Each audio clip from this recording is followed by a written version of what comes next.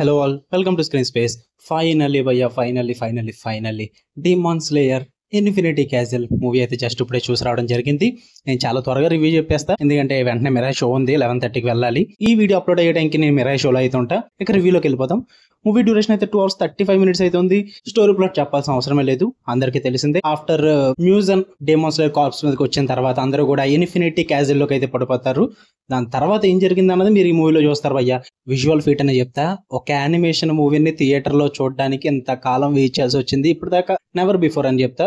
Last movie ఏదో చూసాను, సరిగ్గా గుర్తులేదు, but after that visually super గా ఎక్స్పీరియన్స్ అయ్యాను నేనైతే. అండ్ నేను చూసింది తెలుగు డబ్బింగ్ అయితే కాదు, I love Japanese original language. అంటే యానిమేషన్ కి తెలుగు డబ్బింగ్ అంతగా సూట్ అవుదని నా ఒపీనియన్, అందుకే నేను జాపనీస్ లాంగ్వేజ్కి వెళ్ళాను, సబ్ టైటిల్స్ తో చూసాను భయ్య. నాకైతే మూవీ చాలా బాగా నచ్చింది. త్రూ అవుట్ ద మూవీని అయితే ఎంజాయ్ చేశాను. మీ అందరికీ తెలుసు మొత్తం 3 సినిమాలు రాబోతున్నాయి, అందులో ఒకటి ఇది ఆకాజా ఫైట్ అని చెప్పేసి. అప్పర్ ర్యాంక్ 3 డైరెక్ట్ గా ఫైట్ లోకి తీసుకెళ్లిపోకుండా మంచి ఎమోషన్ సీక్వెన్సెస్ తో ఆ ఇన్ఫినిటీ క్యాజిల్ మొత్తం చూపించుకుంటూ, ఒక్కొక్క క్యారెక్టర్ ఎలా ఇంట్రడ్యూస్ అవుతుంది అన్ని చూపించుకుంటూ, ఆ ఫైట్ సీక్వెన్సెస్ అన్నిటిని సెటప్ చేసుకుంటూ, ఫైనల్లీ ఇంటర్వెల్ బ్యాంక్ ముందు ఆకాశ ఫైట్ లోకి అయితే వెళ్తారు. వేరే లెవెల్ భయ్యా, చాలా బాగా అనిపించింది. డెమోన్ స్లేయర్ అనేసరికి ఫైట్స్ మధ్యలోనే ఎక్కువగా ఫ్లాష్ బ్యాక్ పోర్షన్స్ అయితే ఉంటాయి. ప్రతి ఫ్లాష్ బ్యాక్ పోర్షన్ కూడా టాప్ నాచ్ అయితే ఉంది భయ్యా. జెనిత్సు ఫైట్ సీక్వెన్స్ కానీ, లేడీ హషీరా ఫైట్ సీక్వెన్స్ కానీ, పేరు మర్చిపోయిన సరి గుర్తులేదు, అండ్ అకాజా ఫైట్ సీక్వెన్స్ కానీ, ప్రతి ఫైట్ సీక్వెన్సెస్ కూడా చాలా బాగా వర్కౌట్ అవుతాయి. వాటి మధ్యన వచ్చే ఫ్లాష్ బ్యాక్స్ కూడా మీకు ఎక్కడ బోర్ కొట్టవు. అండ్ ఇంకా మెయిన్ లాస్ట్ ఒక 20 minutes long flashback of Akaza character అయితే వస్తుంది. నేను మూవీకి వెళ్ళింది దీనికోసమే, main reason Akaza flashback కోసం. లిటరల్లీ నన్ను అయితే డిసప్పాయింట్ చేయలేదు. అకాజా ఫ్లాష్ బ్యాక్ అయితే చాలా బాగా ప్రెజెంట్ చేశారు. చాలా స్లో అండ్ స్టడీగా నీట్ గా ప్రెజెంట్ చేస్తారు. ఎక్కడ కూడా రష్డ్ గా అనిపించదు మీకు, చాలా బాగా ప్రెజెంట్ చేస్తారు.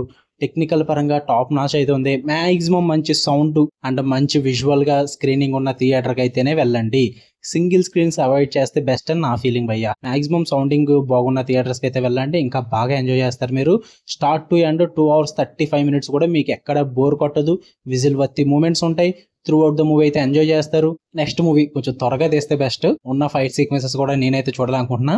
ఫైట్స్ అయితే ఎక్కడ తగ్గదు భయ్య, టాప్ నాచ్ గానే మెయింటైన్ చేశారు, చాలా బాగా ప్రెజెంట్ చేశారు. అండ్ తాంజిరో గానీ, గియు క్యారెక్టర్ గానీ, గ్యోమై క్యారెక్టర్ గానీ, ప్రతి క్యారెక్టర్ కి కూడా వాళ్ళ ఆర్క్స్ తగ్గట్టుగా బాగానే ప్రెజెంట్ చేస్తారు. ఇంకా మ్యూజన్ మామ ఎంట్రీ ఉంటుంది తర్వాత, ఇంకా బాగా ఇప్పుడు బాగానే ప్రెజెంట్ చేశారు. ఇంకా ముందు ఉంటుంది అనమాట.